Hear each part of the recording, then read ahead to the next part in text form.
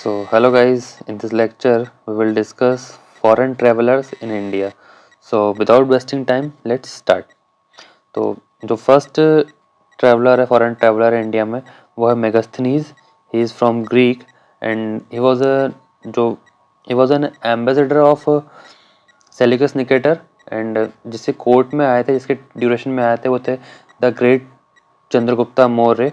तो चंद्रगुप्त मौर्य के ड्यूरेशन में मेगास्थनीज इंडिया आए थे और वो सेल्यूकस निकेटर जो उस टाइम के ग्रीक का जो एम्परर था उसका एम्बेसडर थे, मतलब राजदूत थे उनके. तो ये जो इंडिया है उस टाइम पे जो टाइम था 302 टू 98 BC. अब आप बोलेंगे कि यार ये जो टाइम है ये उल्टा क्यों चल रहा है. तो ये टाइम जो है वो बिफोर क्राइस्ट है, मतलब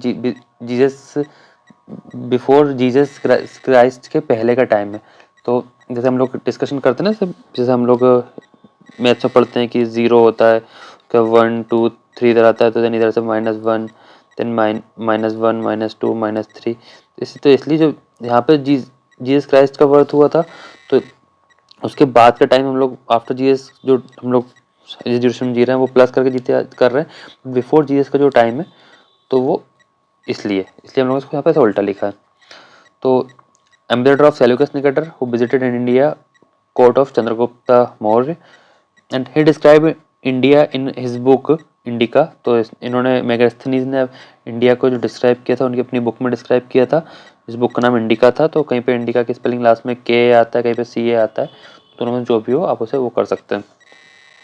He also described about India's two major rivers, Sindhu and Ganga. Sindhu इसलिए क्योंकि इंडस रिवर है.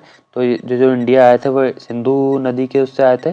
और गंगा जो है वो मगध की प्रॉस्पेरिटी, मगध के एग्रीकल्चर, मगध की जो जियोग्राफिकल, मगध की जो सिक्योरिटी थी, हर तरफ से मगध के लिए बहुत ही ज़्यादा हेल्पफुल रिवर थी. और ऑब्वियसली चंद्रगुप्त मौर्य के उसमें आए हैं, मतलब मगध में के राज दरबार में आया तो ऑब्वियसली गंगा को भी क्रॉस करके ही आए होंगे. तो गंगा की जो प्रॉस्पेरिटी थी इन्होंने वो भी देखी. तो इसलिए उन्होंने अपनी बुक में सिर्फ सिंधु और गंगा को डिस्क्राइब किया है. First person to describe India first person to describe ancient India, and for that reason he has been called the father of Indian history. तो ये जो पहले ऐसे इंसान थे जिन्होंने एंशियंट इंडिया को डिस्क्राइब किया था अपनी बुक में, एंशियंट इंडिया के बारे में लिखा था, इसलिए इन्हें फादर ऑफ इंडियन हिस्ट्री भी कहा जाता है. तो जो नेक्स्ट फॉरेन ट्रेवलर है इंडिया में वो है Fahien. And he was a Chinese traveller. तो Fahien wayfarer arrived in India on foot during the days of Chandragupta Vikramaditya. तो मैग्निस्थनीज आए थे, मतलब वो चंद्रगुप्त मौर्य के ड्यूरेशन में आए थे. और जो फाहेन है वो चंद्रगुप्त सेकंड या चंद्रगुप्त विक्रमादित्य के ड्यूरेशन में आए थे. तो the first Buddhist pilgrim to visit India, Faxian has given valuable detail about the Gupta dynasty and the social economic sphere. तो ये जो पहले ऐसे ट्रैवलर थे जिन्होंने बुद्धिस्ट पिलग्रिम्स को विजिट किया था, क्योंकि चाइना से तो उस टाइम चाइना में बौद्ध रिलीजियस पहुंच चुका था. तो ऑब्वियसली ये कि इनका आने का पर्पस ये था कि लॉर्ड बुद्धा के बारे में और चीज़ें जाने, तो इसलिए इंडिया आए थे. तो ये जब इंडिया आए तो ये आए थे गुप्ता डायनेस्टी के टाइम पीरियड में, और मेगास्थनीज जो आए थे वो मौर्यन डायनेस्टी के टाइम पीरियड में आए थे. तो इसलिए फायन ने जो गुप्ता डायनेस्टी की सोशल एंड इकोनॉमिक स्पेयर्स को भी अपने बुक में डिस्क्राइब किया. And he is known for his visit to Lumbini. अब ऑब्वियसली लॉर्ड बुद्धा के बारे में और जो चीज़ें जानने के लिए आए थे, तो ऑब्वियसली उनके बर्थ प्लेस जो लुम्बिनी है वहाँ ज़रूर जाएंगे. तो ये लुम्बिनी भी गए. और ही डिस्क्राइब्ड इन हिज ट्रेवलॉग मतलब जो जो ट्रैवलर्स होते हैं, जो ट्रैवल करते हैं वो उसको किसी चीज़ को किसी बुक में डिस्क्राइब करते हैं. जैसे हिंदी में बोला था इसको यात्रा वृत्तांत बोलते हैं. तो रिकॉर्ड ऑफ बुद्धिस्ट किंगडम, तो इन्होंने अपनी जो बुक लिखी उसका नाम था record of Buddhist kingdom. Foguoji is one of his most famous book. एक बुक और थी इनकी फुगोजी जो इनकी फेमस बुक थी.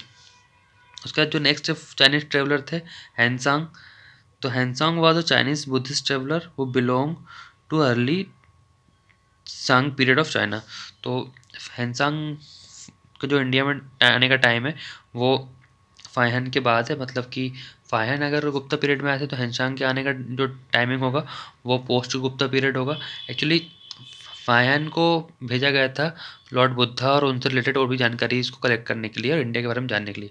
बट अब जो अपनी जानकारी वो लेके गए तो हो सकता है वहाँ के लोग उससे सहमत नहीं हो या उन्हें वो लगा हो कि इनकम्प्लीटेड जानकारी हो, तो उसके लिए फिर फाइहान हैंसोंग को डबल जो नेक्स्ट पर्सन थे हैंसोंग उन्हें भेजा गया कि वो जाके और कलेक्टिव और इम्पोर्टेंट जो नॉलेज है वो और कलेक्ट करके लेकर आए। So the title his work is journey to west, मतलब उनकी जो बुक हैंसोंग की जो बुक थी उसका नाम उन्होंने टाइटल रखा journey to the west, and Chinese में उसे सी यू की भी कहते हैं। Hiuen Tsang followed the Central Asian route and visited from Kashmir. तो हैंसोंग ने जो इंडिया आने का जो रूट सेलेक्ट किया था वो सेंट्रल एशियन रूट था। तो पहले वो कश्मीर में एंटर हुए in north, then Saurashtra and Valabhi in west, Kamarupa in east, and Malakota in south. He stayed in various monasteries and come in touch with the scholars of that time. तो various monasteries में ये रुके और उस टाइम की जो बहुत से स्कॉलर्स से ये मिले, जितने भी स्कॉलर्स उस टाइम के थे इंपॉर्टेंट स्कॉलर्स, उनसे मिले और उनसे जितनी नॉलेज हो सकता है, जितनी जानकारी है, जितना ज्ञान प्रिय प्राप्त कर सकते थे उन्होंने करने की कोशिश की। He associated with Harshavardhana and Bhaskar Varmana of Kamrupa adds special value of his work. तो हर्षवर्धन के पीरियड में आए थे, मतलब ऑब्वियसली पोस्ट गुप्ता पीरियड में आए थे। His observation are related to not only the life of the kings and nobles but also ordinary people. तो इन्होंने अपने बुक में इतने डिस्कशन में सिर्फ राजा और उनके नॉवेल्स के बारे में ही जो इन्फॉर्मेशन नहीं ली, बट जो ऑर्डिनरी जो आम लोग थे उनकी लाइफ स्टाइल और उनके बारे में भी उन्होंने अपनी बुक में डिस्क्राइब किया। तो ही writes about the way of life doing agriculture, food habits, dress sense, jewellery and type of taxes. तो इन्होंने अपनी बुक में उस टाइम के एग्रीकल्चर को डिस्क्राइब किया, उस टाइम के लोगों की लाइफ को डिस्क्राइब किया, उनकी फूड हैबिट्स क्या थी, ड्रेसिंग सेंस क्या था, ज्वेलरीज क्या पहनते थे, और जो उस टाइम के जो टैक्सेस जो आम जनता पे लगाए जाते थे उन टैक्सेस का डिस्क्रिप्शन भी इनकी बुक में मिलता है। Degraded position of the Chandals, elaborated description of the Nalanda monastery etcetera.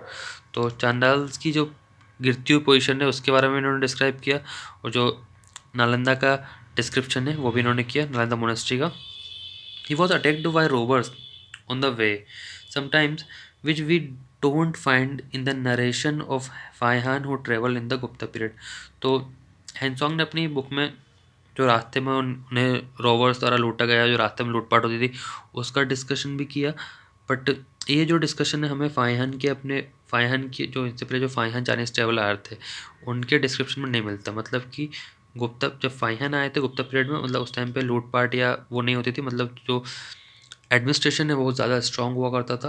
But अगर बात करें पोस्ट गुप्ता पीरियड की, जिस टाइम हैंसोंग आए तो उस टाइम से लूटपाट थी हर्षवर्धन के टाइम पे, तो शायद जो एडमिनिस्ट्रेशन है वो उतना स्ट्रांग नहीं होगा।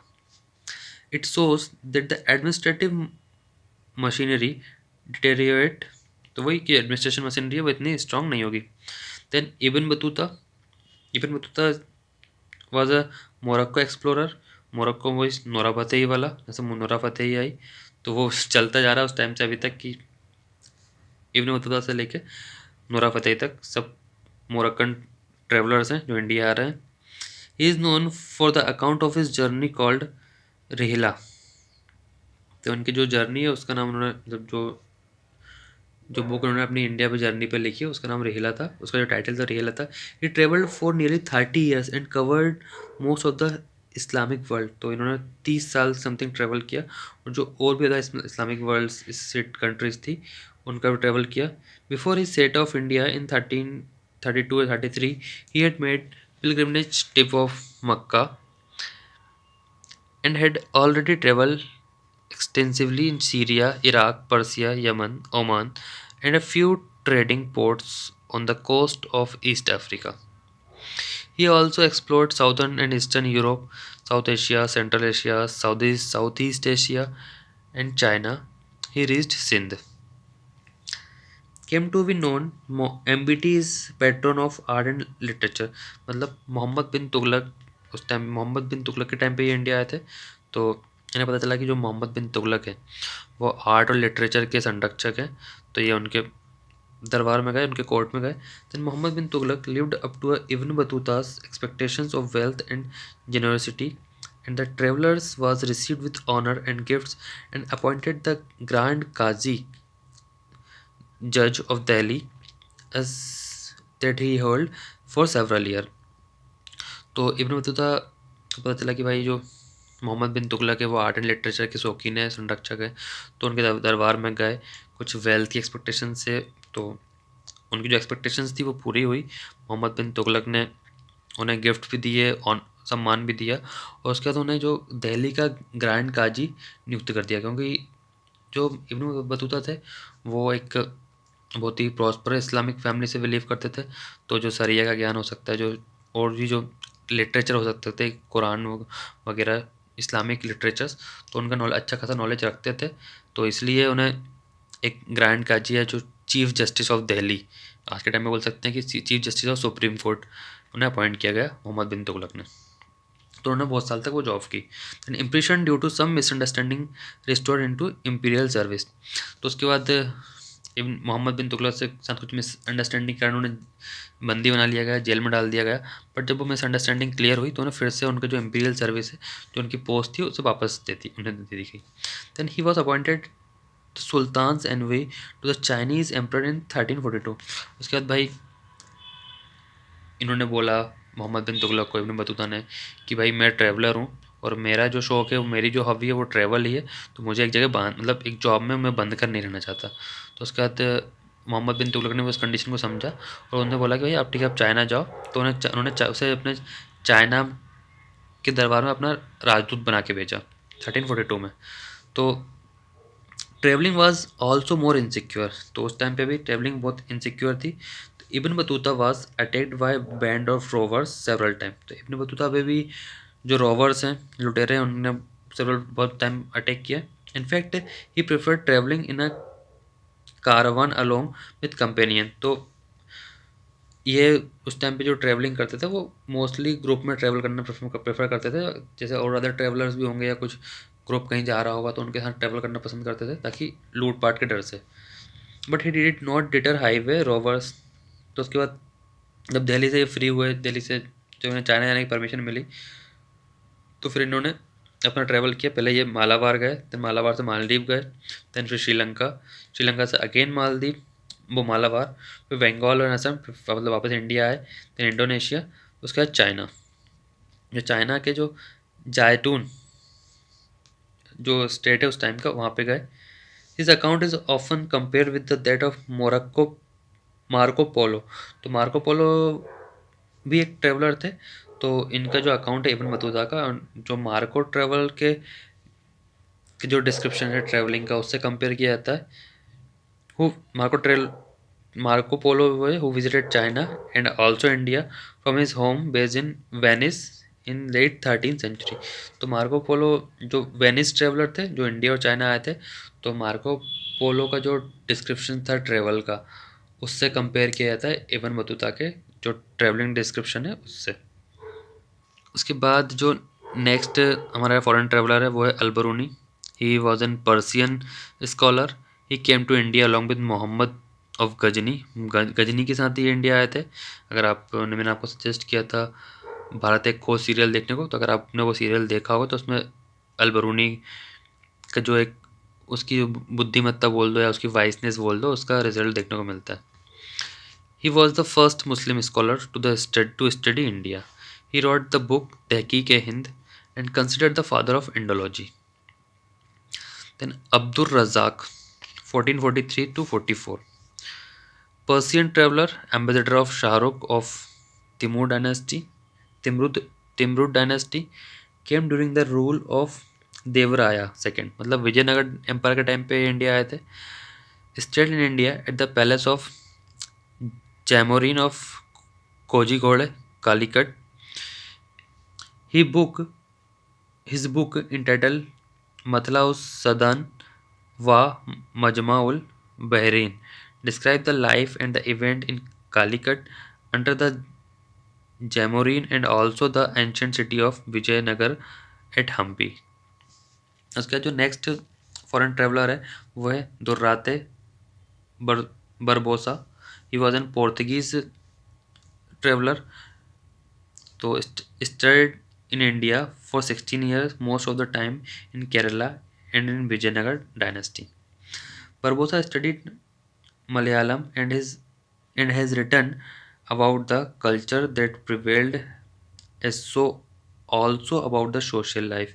तो 16 साल दुर्राते वर्सोवा जो पोर्तुगीज ट्रैवलर है, 16 साल इन्होंने इंडिया में स्टे किया और यहाँ की सोशल लाइफ के बारे में, कल्चर के बारे में अपने डिस्क्रिप्शन में लिखा और मलयालम लैंग्वेज भी सीखी. He wrote the book of Duarte Barsova. तो इन्होंने जो बुक लिखी उसका टाइटल था book of Duarte Barsova, sorry book of Duarte Barbosa. उसके बाद जो हमारे नेक्स्ट और लास्ट फॉरेन ट्रेवलर है, he was Francisco Vernier. He was a French physician and traveller. He was in India from 1656 to 1668. मतलब जब ये इंडिया आया उस टाइम पे इंडिया में शाहजहाँ का ड्यूरेशन था. He visited India during the reign of Shahjahan obviously, and he was a physician to prince Dara सिको.